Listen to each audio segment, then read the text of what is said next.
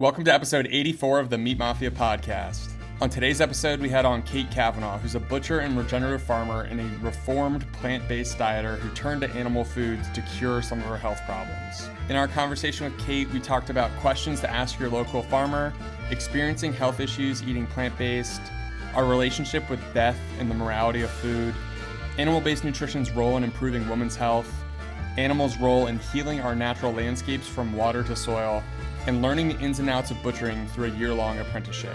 Kate shares a wealth of knowledge on this podcast, and we were absolutely blown away by her story. We know you guys are going to love this one, so sit back and enjoy. Without further ado, Kate Kavanaugh.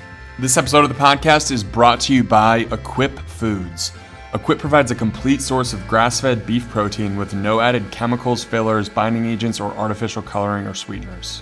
If you're familiar with the supplement industry, you know that most supplements are loaded with ingredients that you can't even pronounce. Equip's Unflavored Prime has one single ingredient derived directly from grass-fed beef protein.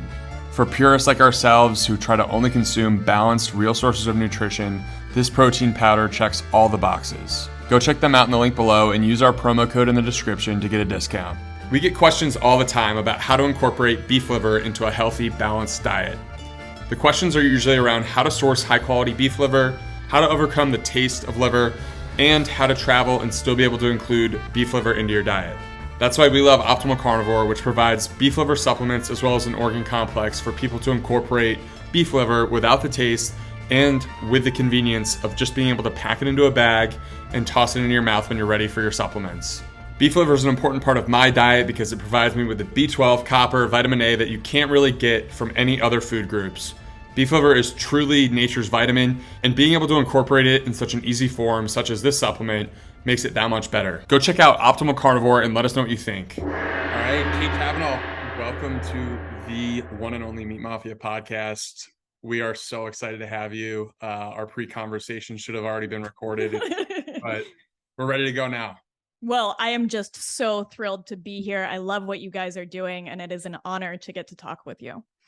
Yeah, we've had some pretty good back and forth on Instagram. We have a couple of mutual friends, and we were just saying before we hit record, we feel like our missions are very closely aligned and have just been excited for this podcast for some time. And we were saying that there's a number of different ways that we could take this conversation because you have a butcher shop in Colorado, you have a farm in upstate New York. You were formerly plant-based, now animal-based. You have great perspective into the nutritional and health space. So we think that's going to be an amazing conversation. But I think a great starting point would just be to learn a little bit more about your background and how you had this whole plant-based journey that kind of led you to where you are now. Yeah, absolutely. So my plant-based journey is a little bit different than most people's. I started very young.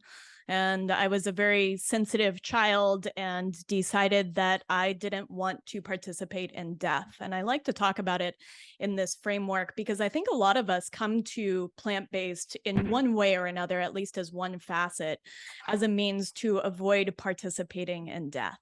And so when I was 5, I decided that I was going to be a vegetarian. My parents played along. Not sure they should have, but that's aside the point.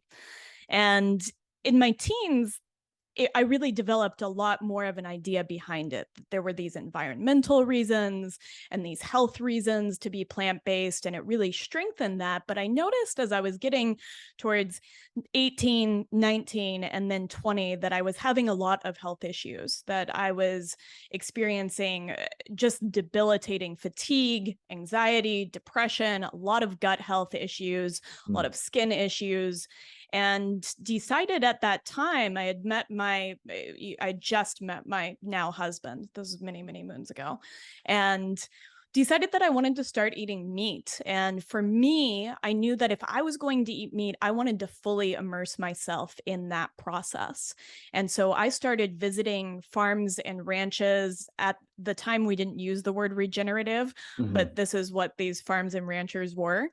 And really getting to understand that lens of the food system and where my meat was coming from, how it was being raised, how it was being processed.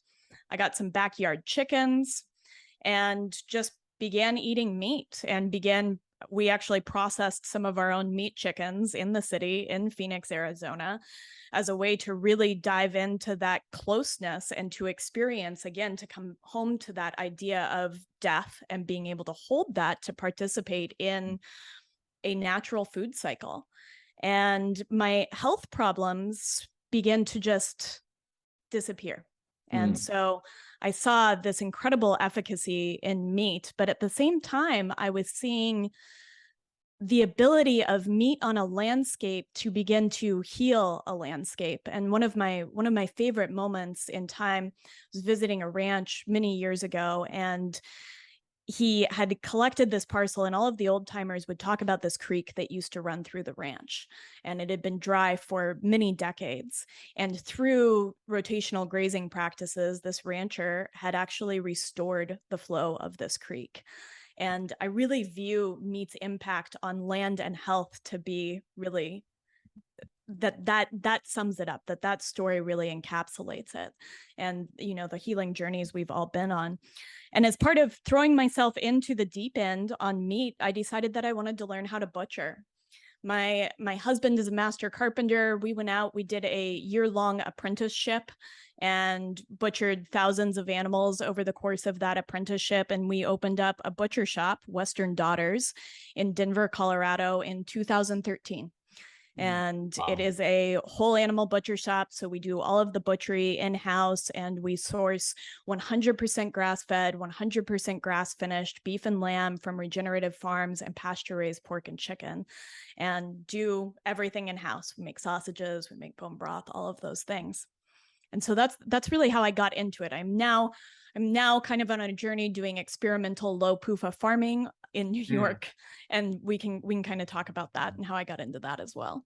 So cool. I'm really curious about the evolution that you went through from, and I think it's so natural for young people to, especially if you're growing up in an urban area, not to have a close association with death.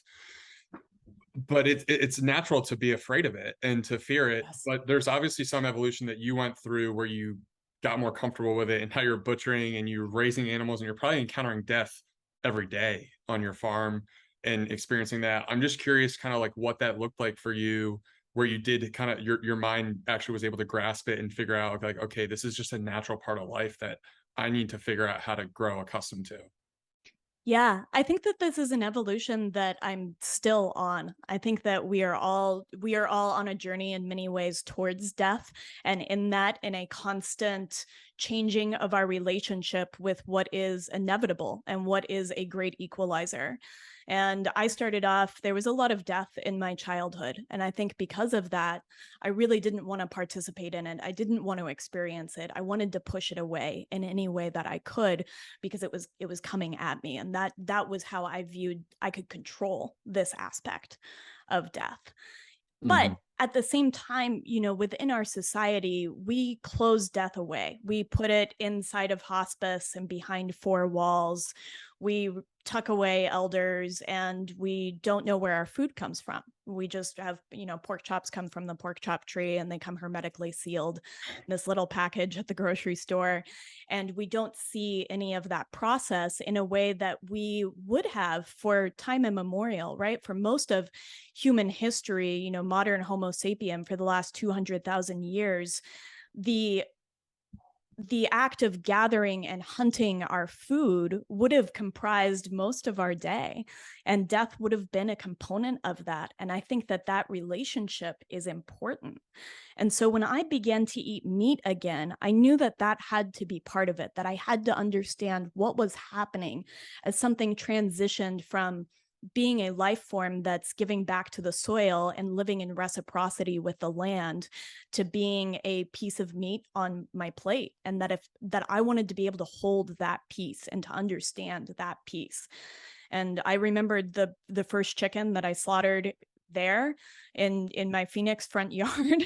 And it's just been an evolution ever since. And I think lately what I've really come to with death, being out here in the sticks and feeling really connected and integrated into nature, is that death is the point where one transforms into many, right? When a fox dies in the forest, coyotes scavenge it for meat, and those bones are going to rot and go back into the soil as phosphorus and other minerals. And those minerals are going to nourish the plant life and the soil life that will then grow stronger grasses that deer will then eat. And maybe at some point I will hunt one of those deer. And so you can just see this journey of these, you can look at it as minerals or of these different nutrients through all these different systems, through all of these different life forms. And death is really the fertilizer that is required for life to exist. I mean, that is, if you're growing a garden, you know that blood and bones make the best fertilizer. And so that is rebirth and part of this beautiful cycle. Kate, how impactful was that first apprenticeship that you did for a year with your husband in terms of your understanding of just ruminant nutrition, life and death? How much did you learn in that first year of apprenticeship? I'm going to be honest that the apprenticeship that we did was more just getting thrown into butchering 12, 14 hours a day. And that it was what we did on the side that really taught us a lot about ruminant nutrition and how regenerative agriculture worked and in talking to farmers and ranchers. And during that first year, what we got was just a very hands-on experience of butchering a lot of animals from some different backgrounds and getting that first peek into what I think of as a butcher. You get this chance to see an animal's life from the inside out, that in their carcass composition, you can see those raising practices and you can see those seasonal shifts in the meat and in the fat and those, the phytonutrients that are there and the different firmnesses and what those might be indicative of in terms of raising practices. And so we really got to see a good volume of animals and to learn that component of things, which later informed how I wanted to farm. Got it. So it sounds like the butcher shop, the apprenticeship taught you the very tactical aspects of how to butcher meat. And then you were going out on your own and visiting with different types of farms and doing your research. And that was really informing your opinion on ruminant nutrition. Is that correct? Yes, that is 100% correct. So go ahead, Harry. I was just gonna say, I'm curious. So the raising practices that you were experiencing just through looking at the animals as they were sitting there on your butcher table, like what were some of the things what were some of the dots that you connected through better raising practices or worse raising practices that were noticeable when you actually saw the animal?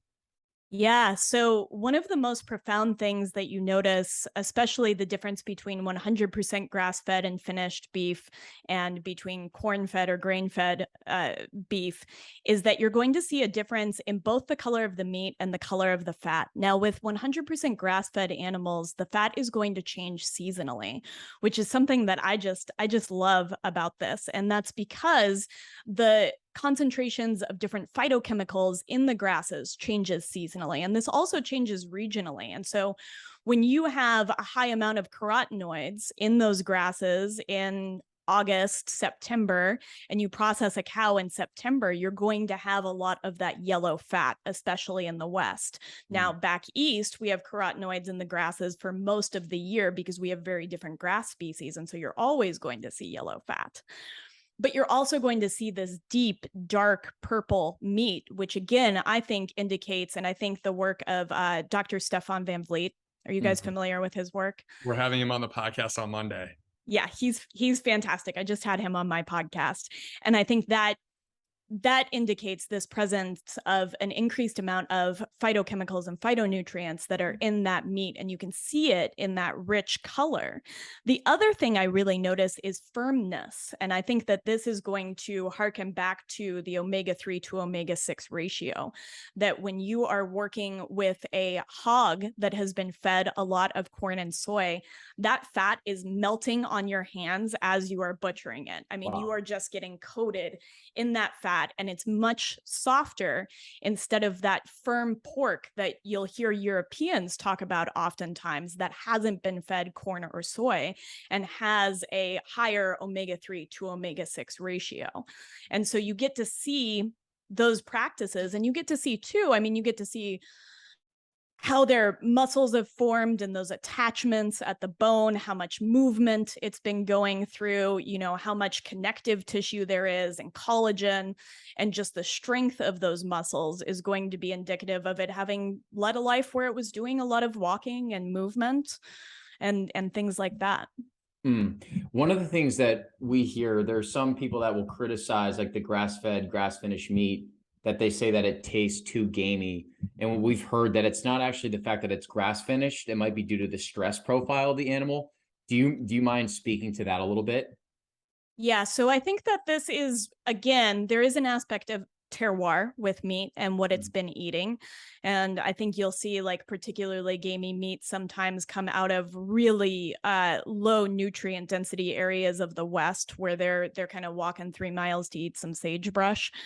But that can potentially, so more often than not, I don't think it's gaminess, but if there's a sense of ammonia to the meat, that can be indicative of a high amount of cortisol being released at the time of slaughter. And it can change that chemical composition of the meat, and that will happen. You'll cut into a carcass and all of a sudden you'll be hit with this smell, and you'll know that maybe something didn't go so well at that moment of slaughter. Got it. That's helpful. And I was curious too, because we get asked about this all the time.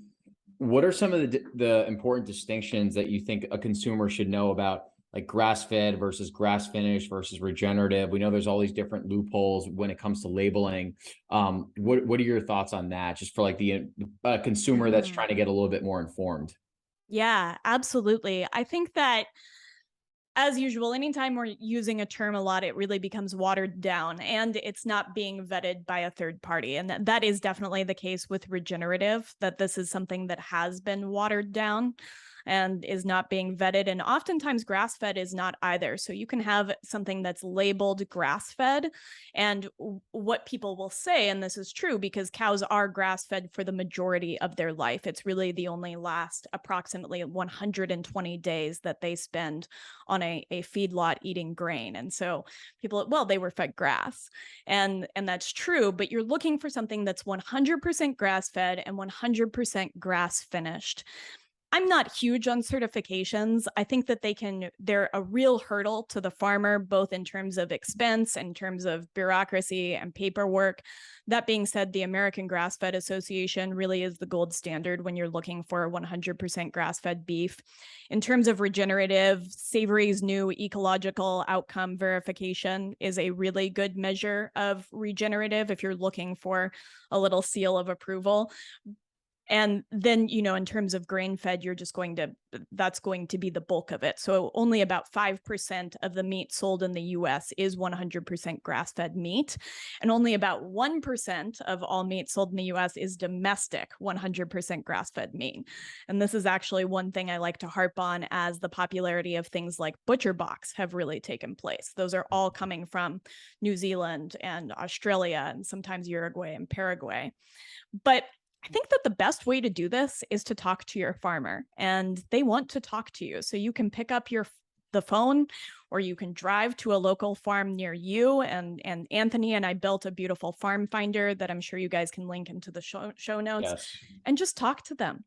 Mm-hmm. Or better yet, go see their practices for them yourself, shake their hand, look them in the eye, look their animals in the eye, and get a sense of that. And I think too, the last piece of this that I'll say, I mean, obviously, I think that regenerative grass-fed beef is going to be the biggest bang for your buck in terms of these phytochemicals that we talked about, in terms of being good for the land and good for your body.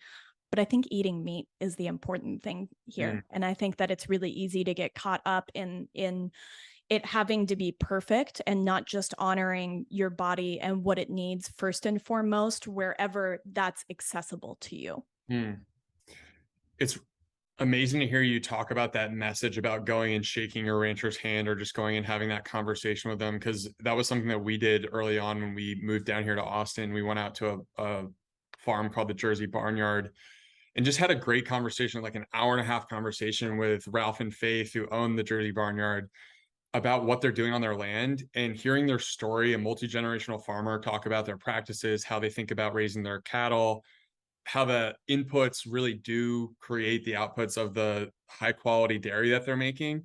It was so eye-opening. I think about that conversation all the time when I hear stories about like yourself, or the message that you're talking about in terms of just going out and having those conversations. Yeah. What sort of questions should people ask their farmer just to get like a good understanding about like what they're doing? And imagine the person not having much experience. They're used to going to the grocery store and just grabbing stuff from the shelf. Like, what sort of things should they be asking their rancher? I think the first thing to ask your rancher is to just have them tell you about what they do in their own words. I think so often we're looking for something specific, but to just open that conversation of tell me about what you do. And any rancher is going to be incredibly passionate about the way that they raise animals. And this is a beautiful opportunity for them to just get to tell you their story and for you to connect on that level. But from that point, I really like to ask, with ruminants. And so ruminants are going to include beef, lamb, any venison or elk, things like that, goat. We could go on. So they have a 4-chambered fermentation chamber of a stomach. And their biology is really attuned. They co-evolved with grasses to eat grass and grass alone. And so my next question would be, are your ruminants 100% grass-fed and grass-finished? And you want to add that grass-finished part because so often people will be like, yeah, they were fed grass throughout their life. And so that's a really important little piece. You can ask them about their grazing plan. If you want to learn more, if they're doing some sort of rotational or planned grazing, it goes by a lot of names. And I think that those names are far less important than looking at whether or not they're doing that. I don't think that's the end all be all, but it will tell you a little bit more about the farm. And then in terms of pork and chicken, ask them what their feed sources are. And I think that this is something that we often miss in the scheme of things. And I don't want to place too much importance on it, but from my perspective, most of the pasture-raised pork and chicken, and that's what we want, right? We want pasture-raised, that they're out in dirt and sunshine, and that's my number one for all animals. They're out in dirt and sunshine. They're not cooped up in a barn or on a feedlot. But with pigs and chickens, they only have one stomach, very much like us. So they're monogastric. And that means that they aren't going to be able to subsist off of grass alone. And so you're never going to find grass-fed pork. But what you are going to find is that even in pasture-based systems, the pigs and chickens are fed predominantly feed that contains corn and soy, and oftentimes isn't organic, and so is then sprayed with glyphosate, which is a water-soluble molecule that's going to live in some of those animals' tissues. And so I really like to know this piece, and my husband and I are experimenting some with doing a corn and soy free feed for our birds and chickens, so you're not getting that bioaccumulation of linoleic acid or polyunsaturated fatty acids in the end product of that meat, where you can find that some pork or chicken is going to have a higher percentage of linoleic acid than something like sunflower oil. So it's wild how much this of a difference. Wow. But I think this is if you want to go next level, and there aren't a lot of farmers thinking about this too, but that is another line of questioning. Are you starting to see farmers that are getting actual nutritional studies and samples of their meat done? So for a consumer that cares about omega-3 to omega-6, you have access to that information? So we just sent some of ours off finally, and I am not seeing that farmers are doing this by and large. There are a handful of exceptions. But again, farmers are busy people. And I think one of the things I want to stress here, and I always want to stress, is that most farmers work on 1% to 2% margins. And so going that extra mile, spending that extra dollar often isn't even accessible for them. Wow. What has it been like being a first generation farmer and having to kind of just implement yourself into the existing system, like from the ground up? My husband and I used to joke when we first opened the butcher shop that it's not a learning curve, it's a learning wall. And in that respect, it looks like an asymptote in math. And sometimes you're learning very quickly, and other times you're just banging your head against the wall. And I think that this is a little bit true of farming too, in that we're really learning on the fly. And we worked really closely with our farmers and ranchers with the butcher shop in Denver, and we're lucky to have some mentors within this space. But we're just figuring it out as we go. And I think that this is a really beautiful process, but I think it also highlights this knowledge that we've lost in just a couple of generations, as we've seen people exit rural areas for cities and not return home to farm. I think of this as this idea. Wes Jackson, who wrote an incredible book called The Genius of the Place, talks about an idea of homecoming, that we no longer come home. And he talks about it in terms of kids of farmers not coming home to farm. But I think of it in terms of coming home to make raising food a part of our life again. And one of the reasons I'm such a big advocate of going out and shaking your farmer's hand and having a conversation with them is because I think oftentimes what's missing in our quote unquote diet is connection to our food.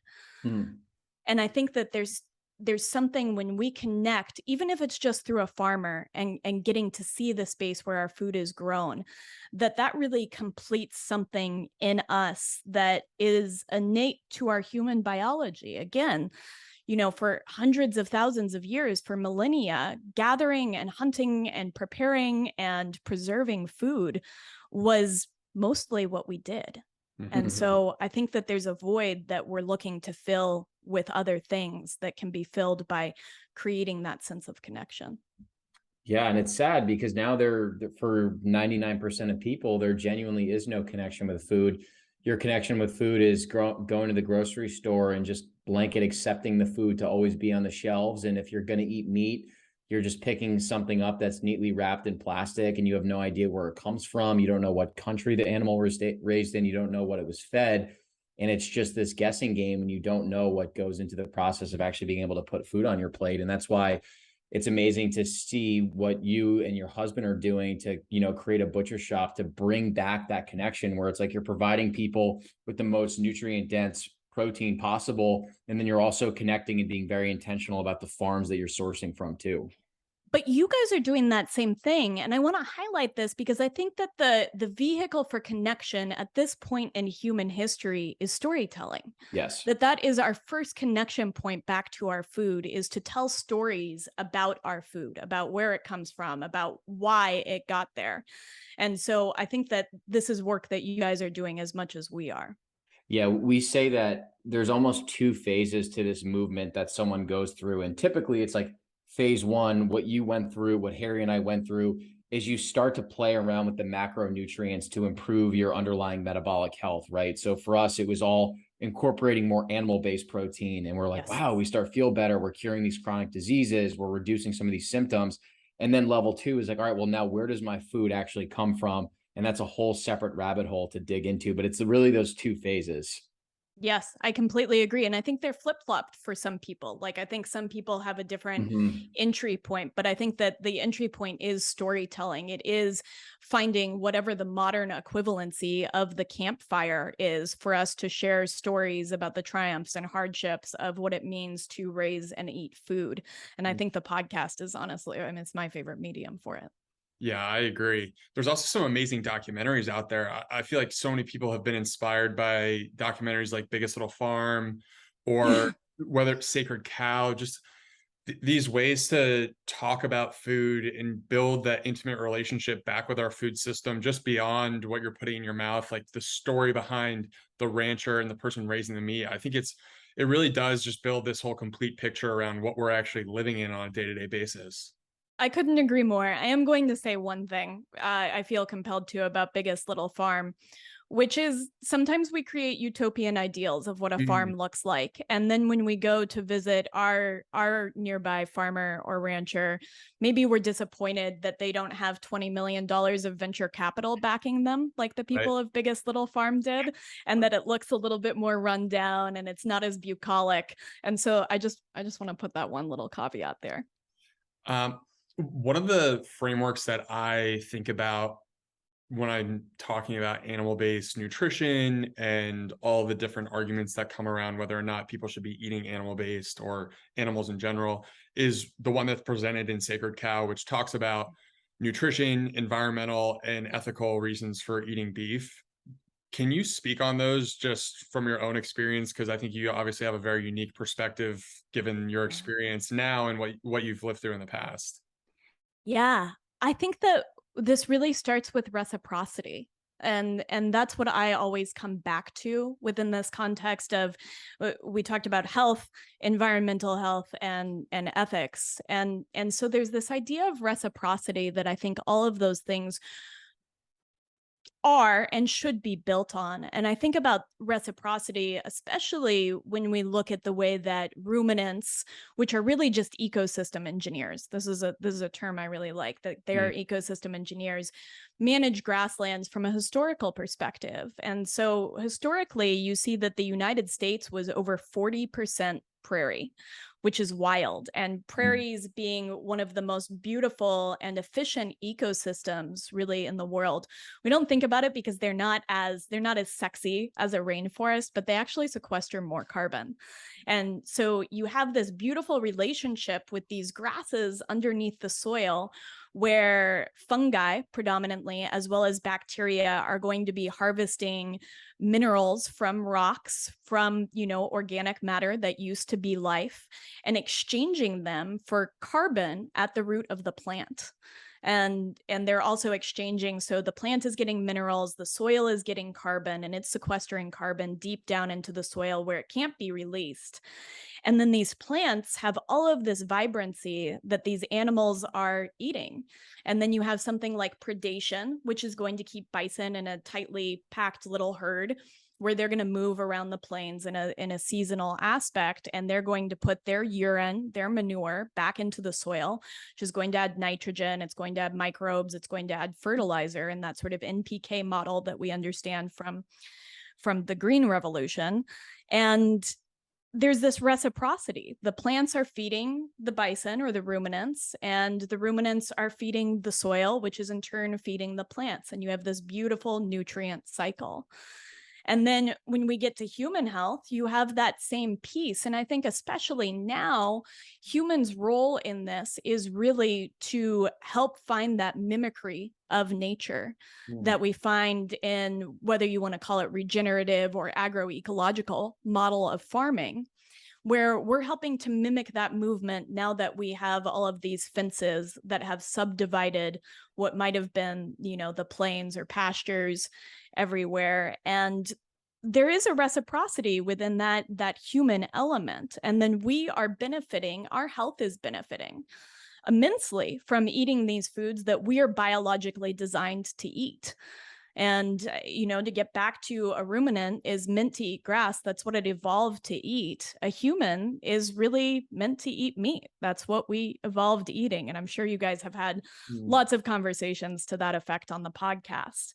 And so then there's this ethical piece. And I think that ethical piece is, we have to tap back into that cycle, that we are a part of that life and death fueling life cycle. And that if we remove ruminants, what we will see is the death of soil.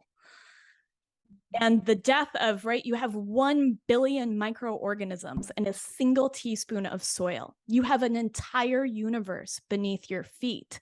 And it is fed by this reciprocal relationship that it has with animals. It needs their manure, it needs their urine, and it needs death too. It needs blood and it needs bones.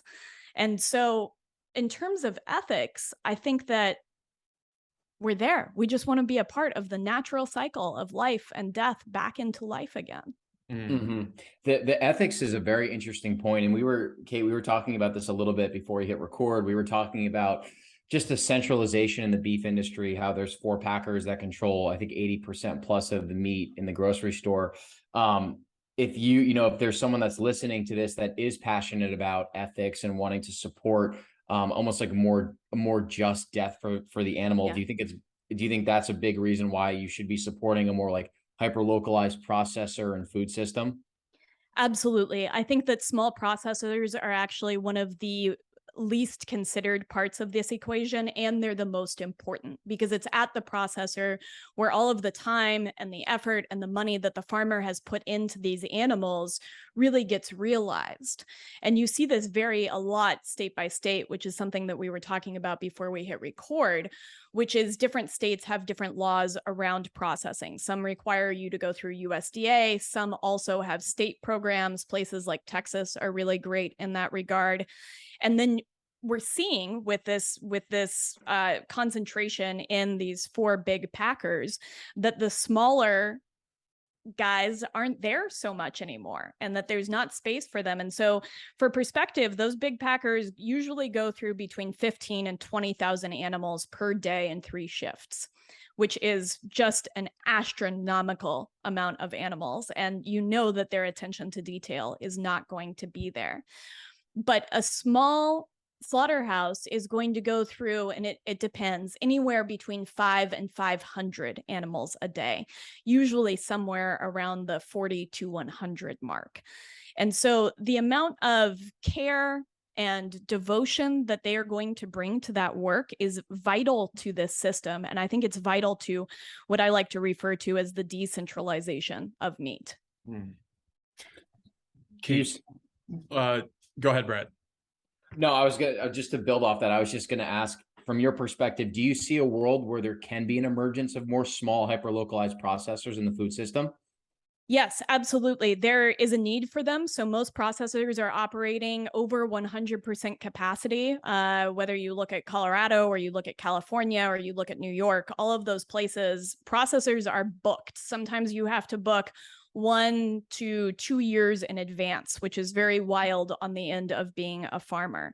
That being said, and I say this a lot of the time, what this system needs is capital.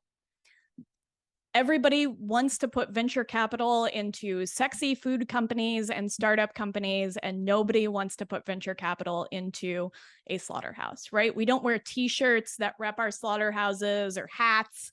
And we think about this totally differently. It is a very hidden part of this, how food moves from soil to table, and we have to uncover it. And I think that is this idea of embracing, of coming home to death.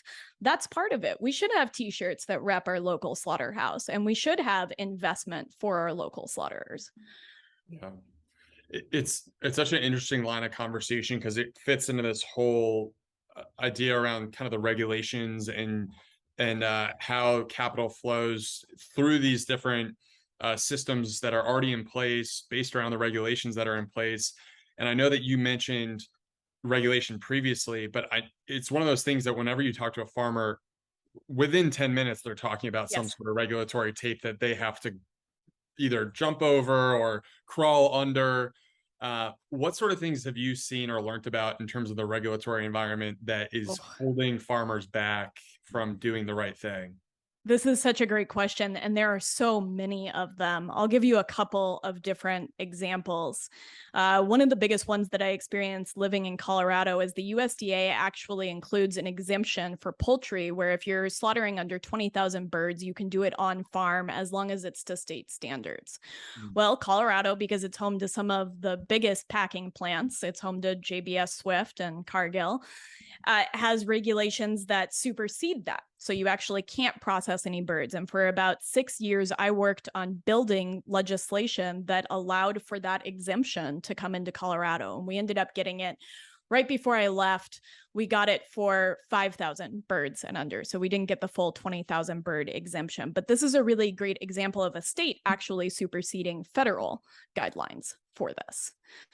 You know, in addition, I think an interesting case study is Wyoming basically opened up all food sovereignty recently so that you can process and sell to consumer from farm, on farm, just kind of the full kit and caboodle. And I think that this is something that a lot of farmers really desire, because for a lot of people, if you slaughter on farm, either that is going to be end user only is the term that they use. So only the farmer can utilize that meat and you can't sell it. Or sometimes there are loopholes where you can join a share program, similar to like raw milk shares in certain states. So you own part of the steer that's being processed, so you can get an eighth of it. And so there are these kind of loopholes. But I think that increasingly what people want is either to be able to process on farm and still sell that meat, which is prohibited in most states. Or they want it to be able to go through, a state or a local slaughterhouse and then to be able to sell. But there are a lot of hiccups within that USDA model. I mean, for Western Daughters example, because we butcher, so we further process, we do the cut and wrap of all these animals in the shop. We can't ship across state lines because we're not a USDA inspected facility. And so there are just all of these hiccups. And even within those places, like there are a lot of places where you have to use plastic cutting boards, you can't use wood. Really?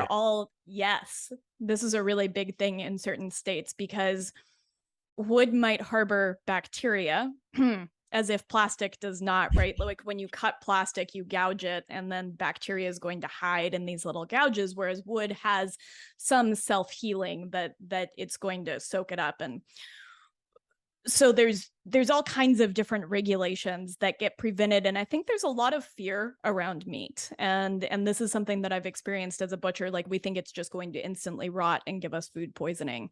And that's just not the case. Yeah. Also, as a side note, I've gone through experiments where I've eaten a lot of raw meat and have never had any stomach issues at all. And I know that that's just anecdotal, but I've come across a lot of other people that digest it incredibly well. Yes. And I think that depends on your stomach acid content. And I think it's important to note here that stomach acid content usually goes down with age, depending on our health. But I agree. And as a butcher, I mean, I've touched a lot of raw meat and I've never gotten sick ever. Yeah. And eaten a lot of raw meat too. Yeah. Going back to the USDA piece, do you think, do they care about the consumer? Do you view it more as like just a red tape type organization? I know it's probably like a polarizing question, but there's all these little things that you're explaining that I would guarantee you 99% of people don't even know. My opinion, and this is my opinion, is that they do not care about the consumer. They care about continuing and perpetuating corporate big ag. And big ag is hurt when we decentralize systems and we deregulate things in a way that not everybody has to jump through the hoops that aren't hoops to big ag. And I don't think the USDA, I don't particularly think the FDA cares about the consumer. I think they care about money. Mm-hmm. Do you think about, I was asked this question recently, I'm curious to get your take on it. The idea about terrain theory and germ theory as a butcher, like the human body is this amazing microbiome that is built to be resilient and built to build itself up against different pathogens. And I imagine someone like yourself, who's surrounded by raw meat all the time, has probably built up a pretty good defense system around some of the pathogens that you would encounter. Like, what's your view on that whole paradigm? Because it shifted at some point, and now we have this whole different view around our own personal health because of it. Yes. I think that this is a really important paradigm to look at. And I'll be honest that I don't have a final opinion on it. Yeah. I think it's still something like most of us I'm exploring. I think it's both. And I think that it's mostly terrain theory with a little bit of germ theory mixed in. And so I'm not a purist with the terrain theory where I don't think that germs exist. I just think that for the most part, we have, again, this reciprocal relationship with microorganisms. We have, there are millions of viruses in a single tablespoon of ocean water. I don't think we even understand the purpose of a virus as it applies to humans, or why it would be in ocean water or in soil.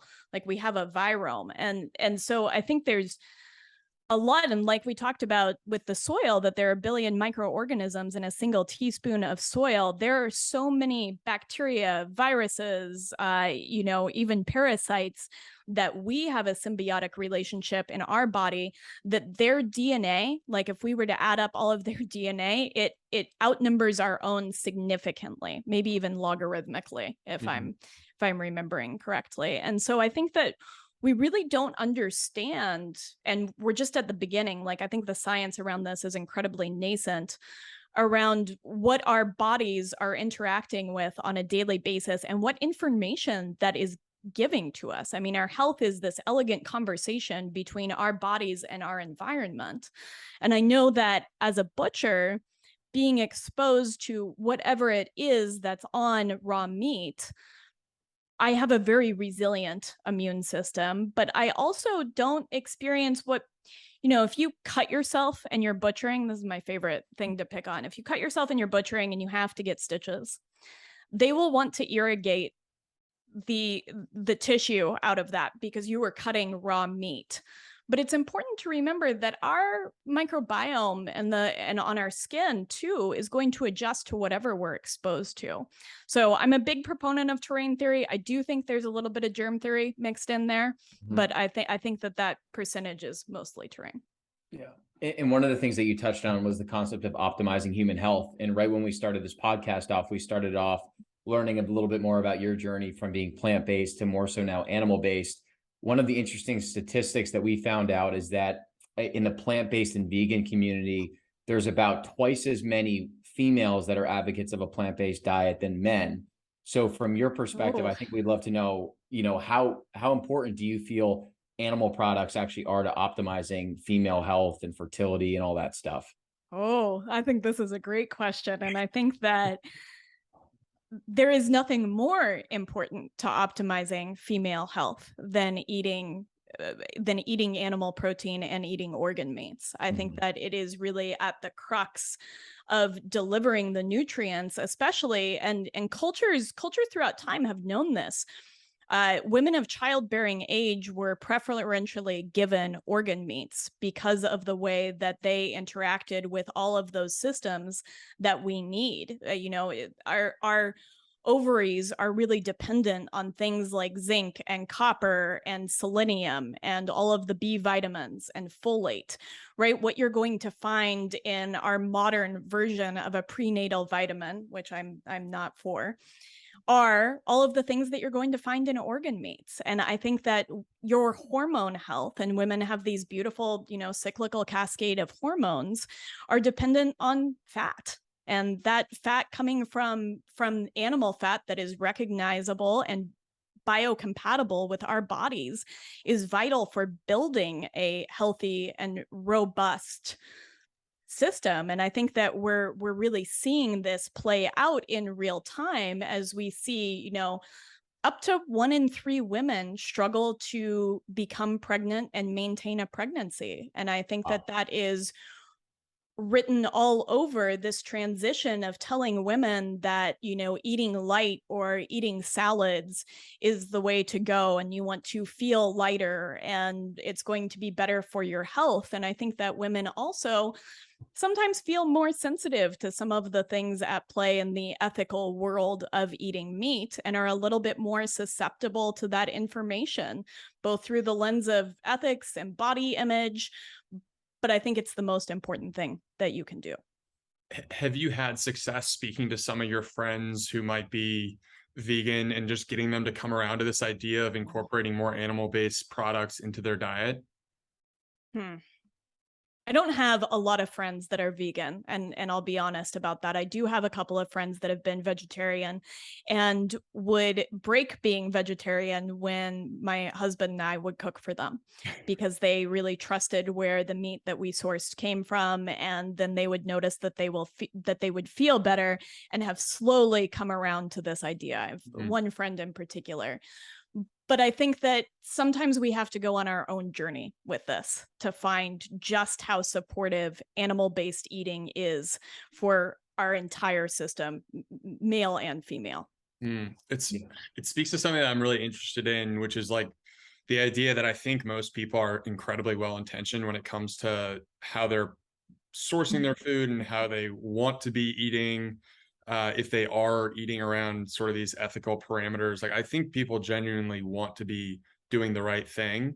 But a lot of it is just like there's these narratives that come into play from these larger corporate interests that kind of dilute the realness to what's right for us. You mentioned something too. You mentioned marketing, and I think, and I can find the exact statistic, but I think almost 80% of marketing is geared at women. And so what does that say about the way that we market food to women? That they are the main targets and that they are the main money spending category. I mean, even at the butcher shop, I can attest to the fact that we have more women that shop with us for their families, for their husbands, for themselves than any other category. And so I think that that is part and parcel of that.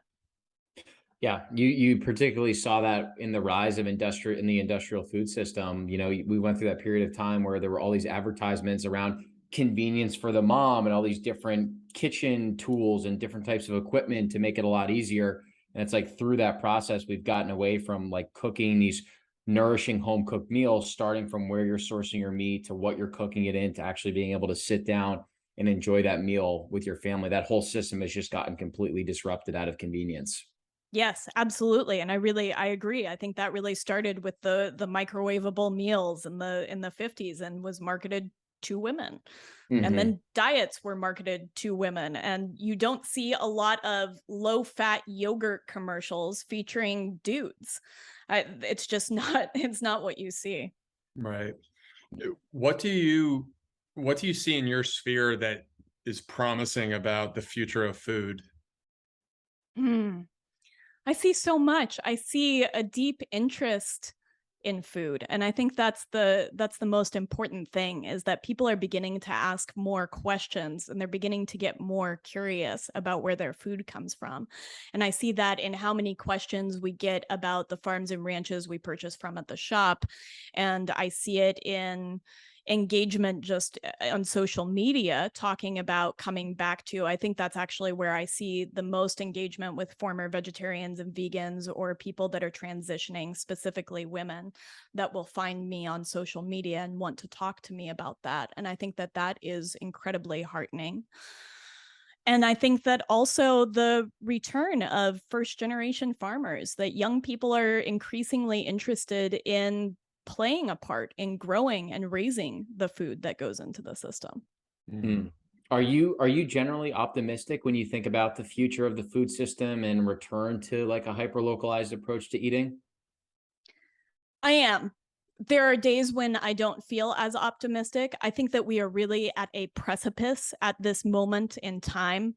And I think there's a bifurcation in pathways where we're looking at the manufactured, plant-based, lab-based, eating gruel in the matrix. And we're also looking at this other path that is going increasingly back to regenerative agriculture, to hunting, to wanting to grow food in backyards. And so I think that there is this sort of split that's happening. And I am optimistic just based on the volume of people that I see going down this other path, this real food path, this whole food matrix path.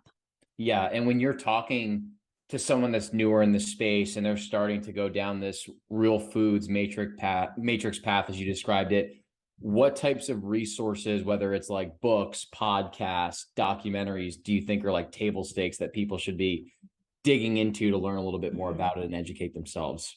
I think that's a great question. I mean, I think that your podcast is excellent. I'll plug my own podcast as well for that. I just read a book called What Your Food Ate by David Montgomery and Ann Bickley that I think is incredibly important and really details that journey from that journey of reciprocity from soil to table, both for vegetables and for animals. And so I think that's one of my favorites. I think digging into some Wendell Berry to better understand just the philosophy behind it. I know I mentioned The Genius of the Place by Wes Jackson, but I can't stress enough what a gorgeous book this is. I think that, I think Diana Rogers and Rob Wolf's Sacred Cow is a good one, as is Nicolette Nyman's Defending Beef, just to get a better lens of understanding. And I think Nina Teicholz's The Big Fat Surprise is, I mean, that's another one that I mention on almost every podcast, because I think it helps describe why we ended up here, which is equally as important as where we want to go. Yeah, the David Montgomery is one who I've gotten a lot of value out of. I mean, his book, Dirt, The Erosion of Civilization, is one that just it kind of shakes you because it makes you realize that this isn't a conversation that started yesterday around soil health and creating better health for people through better soil. This is what people came to the Americas for, was more cropland to generate more commodity foods and different types of food sources. So his whole take from a historical perspective is brilliant. Monumentally important. Him and Anna are actually coming on my podcast at the end of this month, and I can't wait to talk to them in person. And I think you're right. And I think there's also a historical precedent just within the last 100 years, which is the Dust Bowl. And this was all about topsoil erosion and about how we weren't treating soil right. And I really believe that soil is mirroring to us all the problems that we're seeing in human health. We're also seeing in land health. We talked about fertility. Well, we have lost half of our endowment of soil organic matter since we got to North America. And here we are with 1 in 3 women struggling to get pregnant. We've seen a 50% plummet in sperm counts over the last 50 years. That correlates with soil health. And so, and I think in this sense, there's this myth of separation, that we are separate from nature, that we are superimposed on the environment and not part of it. But we are a part of it. And we're seeing, just like in a fun house, all these mirrors of how broken everything is, mirroring it back to one another, and how resilient everything can be. Yeah, we had a conversation with Taylor Collins out at Rome Ranch, and I asked him the question, which do you feel is suffering more, human health or soil health? And he kind of just stopped us in our tracks by saying they're one and the same. They're the same. They're the same thing. And that idea of oneness with the world around us is so lost just by kind of the modern psyche. I think that we kind of lose touch with that when we think about like human laws that kind of just like extrapolate out and kind of make us run in different directions from natural laws, which we need to be working with the natural world and not against it. Yes, I think Charles Eisenstein in The More Beautiful World Our Hearts Know Is Possible really details this. But I also think that when we break from the cyclical view of nature, when we start to view things in a linear reductive model, which happens around the time of Descartes and Newtonian mechanics, that we are looking at the parts instead of the sum of the parts being greater than the whole. We're just reducing everything down to its parts. And around that same time, we also start to view time as being more linear and goal-oriented, where it used to be that time was really tied to the seasons, tied to the moon, tied to these cycles, like the cyclical nature of time, even, the way that women's bodies sort of connect into that idea of things. And so there was this big shift. And Neil Strauss talks about this in The Fourth Turning, and in a really beautiful way, how we make this big jump from cyclical into a linear space, and how that changes the way that we view the world and this kind of reductionism. Yeah, which is why what you're talking about is so important, particularly like in whether you want to call it the keto, the carnivore, the low carb community, where it's like, it's a great gateway, right? But a lot of people are just focused on macronutrients, just protein, carbs, and fat. And there's so much deeper that you need to go, but it is a great entry point. But I think our goal with this podcast is like, we want to be able to tie the nutrition piece with the regen ag piece and connect it all to nature. It's like a convergence of those three things. Yes. And I think you'll find a lot with Stefan Van Vliet and what he refers to as the dark matter of nutrition, that macros and these things on a nutrition label, that nutrition goes so much further past that. Yeah, he was referenced in a book that I recently came across, The Plant-Based Con. I'm not sure if you've had a chance to read that one. It's really good. His name is, I'll pick that up. It's just dropped in it like every other page, which is awesome. I mean, the work that he's doing is so incredible. And we actually came across his department at Utah State through a conversation with Mark Schatzker, who was talking about Frank Provenza, who's done a bunch of amazing work on animal nutrition and what they're supposed to be eating. Actually, I think we should add to this list. I could give you books all day, but Fred Provenza's Nourishment is an incredible book. And I think that one of the things that Fred does so well and that you learn being a farmer is just how innate the wisdom of animal bodies. Like, and he tracks the way that animals can, with incredible precision, select plants that contain the exact minerals and vitamins that they need.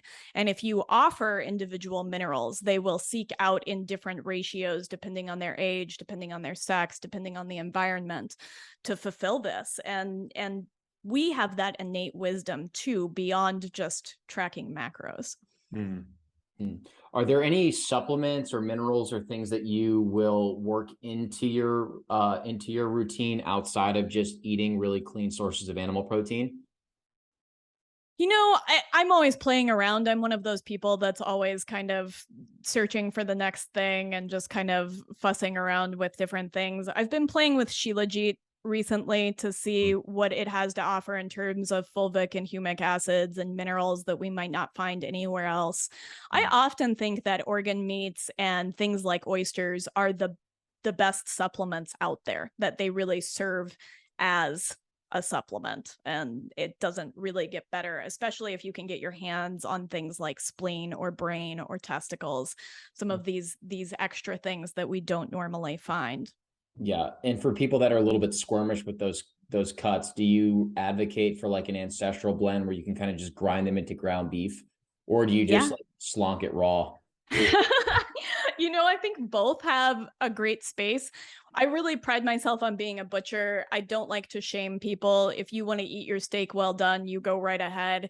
And if you want to hide organ meats, I think that's a great way to get them in. And I also think sometimes it's easy. You know, every morning I have this thing that we call meat porridge, and it just has a ton of organ meats and ground beef and bone broth and all of these different herbs and Redmond sea salt.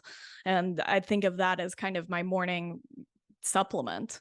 And I think it's a great way to hide it. It just adds, the organs add richness, but I also think freezing little chunks of liver, little chunks of kidney, and then just kind of taking it like a pill is a great way to go. You don't have to have this perfectly prepared, beautiful heart dish. You can hide it. That's okay. Did you see any changes in your health when you started incorporating organ meat back into your diet? Yes, absolutely. I have a little bit of a running joke. I keep long nails, and I farm in them. People will be like, "Oh, I don't want you to break a nail." And I'm like, I can't break a nail. I can sling, you know, we just put up hay, and we went through about 800 bales of 60-pound bales of hay. I did not break a single nail.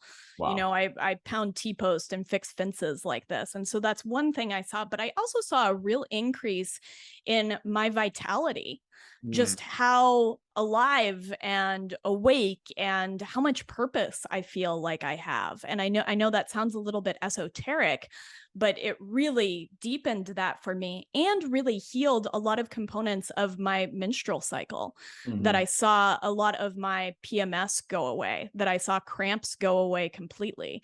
And so I think that that's a tie-in there too, to how important this is for women.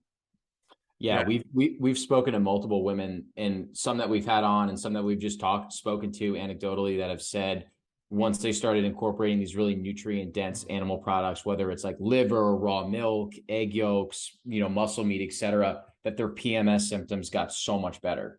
Yes, or went away completely. And I think that this is something that we need to talk about, that PMS symptoms, while common, are not normal. This is not supposed to be a point in the month that is painful or that is dreaded by women. It's supposed to be easy or maybe a little bit restful, but definitely not something that is painful. And organ meats have made the biggest difference in that place for me. This isn't a topic of conversation that Brett and I are experts in, you know, full stop. But the conversations that I've had with women in terms of their own like menstrual cycle and awareness and health around it, it actually surprises me how few people are in tune with what's actually supposed to be happening when it comes to women's health and their cycles. It seems like a topic that needs to be talked about a little bit more, especially with the advent of some of these topics around fertility health becoming more mainstream. Like I just some of the conversations I've had with people is it surprises me the lack of really true understanding that people have around these topics and how nutrition plays into that. Yes, absolutely. And I think that you see that as just another symptom of this break from nature that we have sort of broken with the knowledge of our own bodies and what they're doing. And I talk to women all the time that don't even understand what their hormonal outlay throughout the month, their infradian rhythm, right? We have a circadian rhythm and women have an infradian rhythm, which is this 28 days ish cycle that we go through every month that affects everything. It changes the way that we burn calories. It changes our brain. It changes our mood. It changes, sort of our energy outlay and how social we are. It changes the amount of lubrication during sex. It changes everything. And we don't even understand it as women. And I think it's also important for men to understand too. Mm-hmm. Totally. It definitely is. Yeah, it's you're talking before from just when it comes to agriculture, the way that humans have kind of removed ourselves from nature. And then when you look at just human health in general, all the things that we've gone against the natural cycle, and even just, the amount of women that have been on birth control since they were 10, 12, 13 years old. And like, what is that that's destroying your entire cycle or any sense of like internal understanding of your body? It's pretty incredible. Yeah. We had talked a little bit about this on Instagram, and I think that this is really important. I've actually helped a couple of friends recently remineralize after getting off of birth control, because birth control actually depletes so much of what is necessary to support the female cycle and to support fertility. It depletes zinc, it depletes B vitamins, it depletes folate, it depletes selenium and magnesium. These are all incredibly vital, and birth control depletes it, but it also puts you at risk for blood clots, for an increased risk for cancer. It causes hair loss. It causes low libido. It has a lot of these different side effects, and we're given to it with no informed consent. And I was one of those. I started birth control when I was 15. Nobody told me about any adverse effects that it might have in my life. It has a lot of effects on mood, on depression. And I just took it because I didn't want to get pregnant and I wanted to have nice skin. Mm-hmm. What is your protocol for someone that is looking to remineralize if they're coming off of birth control?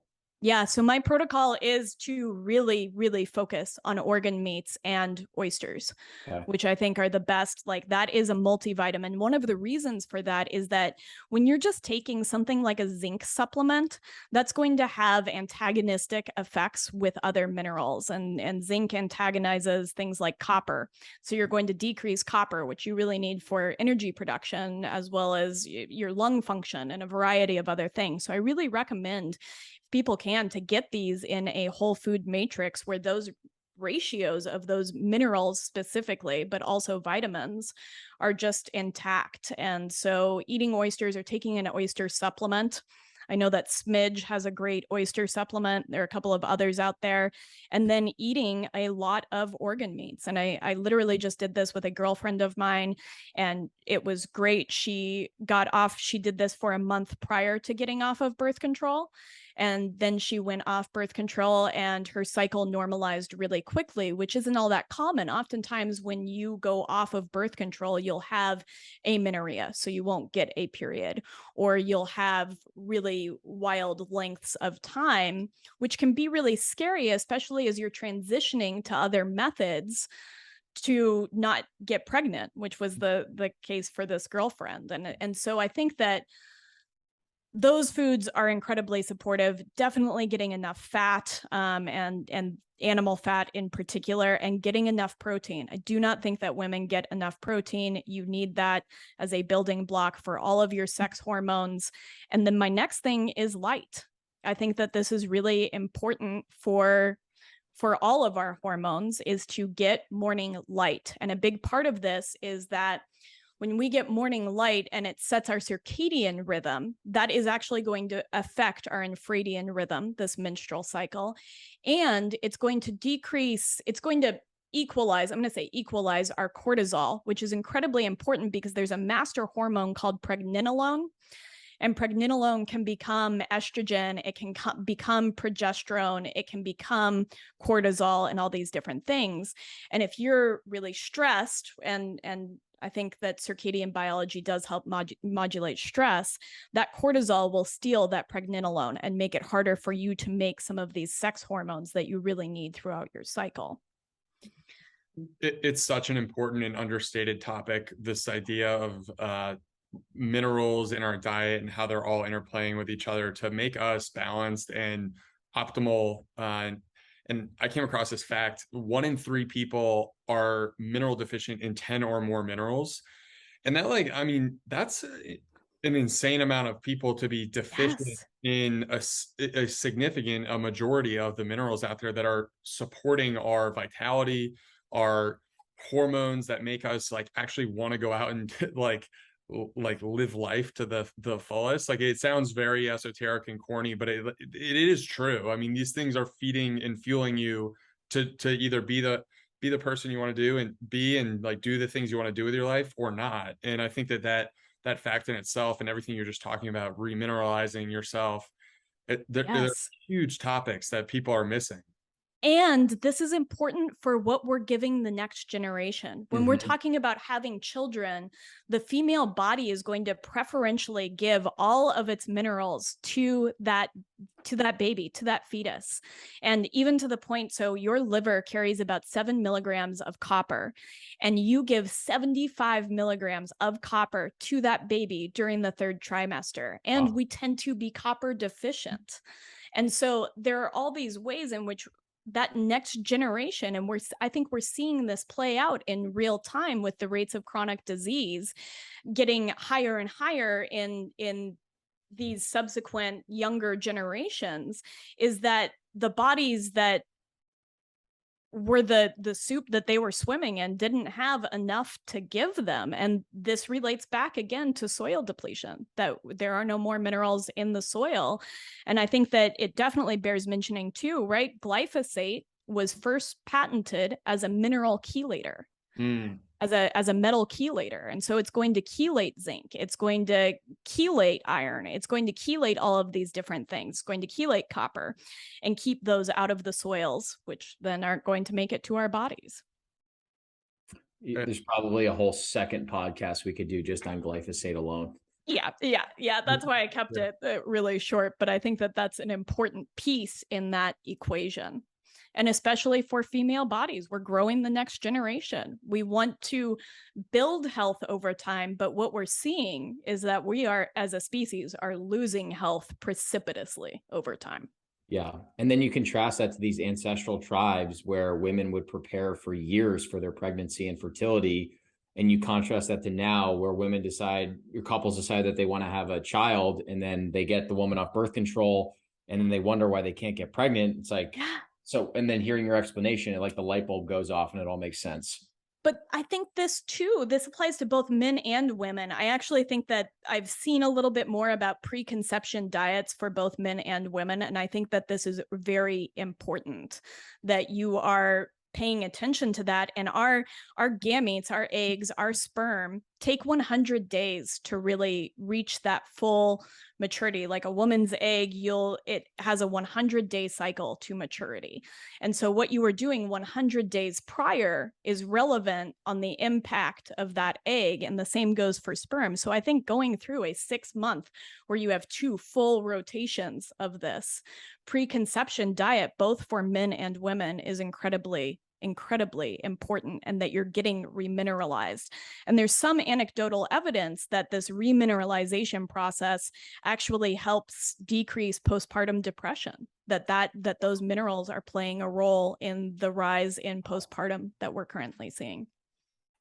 Yeah, I can't think of a topic that feels more relevant to what's happening right now in the world, with just in terms of some of these health crises and just thinking about future generations.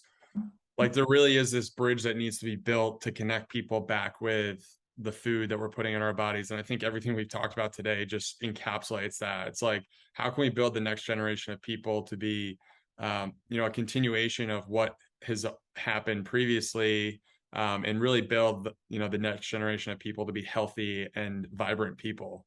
I think all these conversations really kind of tie into that.